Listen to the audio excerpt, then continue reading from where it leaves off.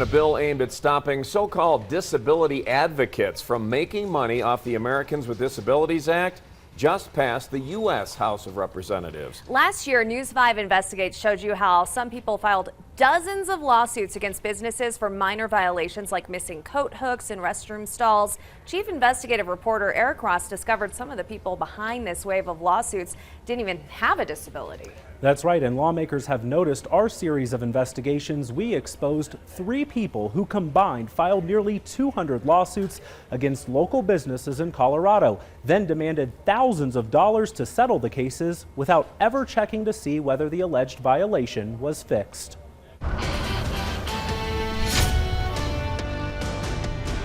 Congressman Ted Poe introduced House Bill 620 after learning people across the nation filed dozens and in some cases hundreds of lawsuits for minor issues, such as accessible parking signs posted a few inches too low, signs missing the words van accessible, and toilet paper dispensers mounted a few centimeters too high. The people behind these lawsuits are arguing that, hey, we are ADA advocates, and these attorneys say we're only representing these ADA advocates in filing these lawsuits. How do you respond to that? Well, they're not ADA advocates. They're advocates for making money off of the ADA, and the individuals are sometimes not disabled themselves. People like Terrell Frederick, a cyclist in Colorado Springs. He filed 43 lawsuits between February 15th and March 1st of last year. These cases are designed to extract money from the businesses. Panda Express hired attorney Bruce Wright to represent them after Frederick sued the Chinese chain, alleging the doors took more than 5 pounds of force to open. He offered no explanation of how he measured this, but shortly after the lawsuit was filed, his attorney sent a letter demanding Panda Express pay them $2,750 if they want the case dropped. I mean, if there's a problem, you ought to notify the business owner of the problem and give them a chance to fix it. Under House Bill 620, so-called ADA advocates will not be allowed to file lawsuits without first giving business owners at least 120 days notice to address and fix the alleged violation. They're little technical violations that if somebody just said, hey, your sign's too high or your toilet paper dispenser's too far over, they could fix it. I mean, they could fix it in very short order for basically no cost at all. And instead, they're being extorted for thousands of dollars. Courtney Patterson is representing this pizza shop after a woman named Melissa Umfenauer filed a lawsuit alleging its accessible parking sign was not posted at the proper height.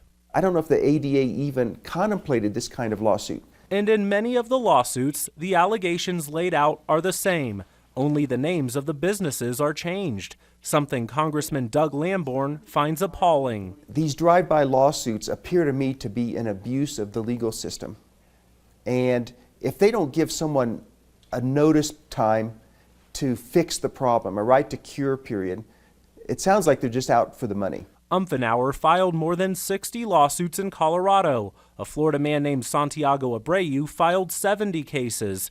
In one lawsuit against the Broadmoor Hotel, Abreu claims there wasn't a coat hook in the men's restroom and alleges the hotel failed to provide access to a bathing suit dryer in the pool area.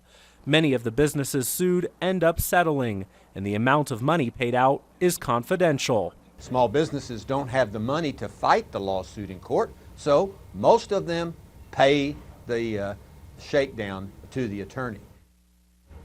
And these ADA lawsuits aren't just happening here in Colorado. In Arizona, an organization called Advocates for Individuals with Disabilities filed more than 1,700 lawsuits until the Attorney General got wind of what was happening. All of those cases were eventually dismissed. Now, the case against Panda Express still pending tonight. Meanwhile, the pizza shop we showed you earlier corrected the violation and the judge dismissed the case. House Bill 620 now moves on to the Senate for approval. Watching out for you nationwide, Eric Ross, News 5 Investigates.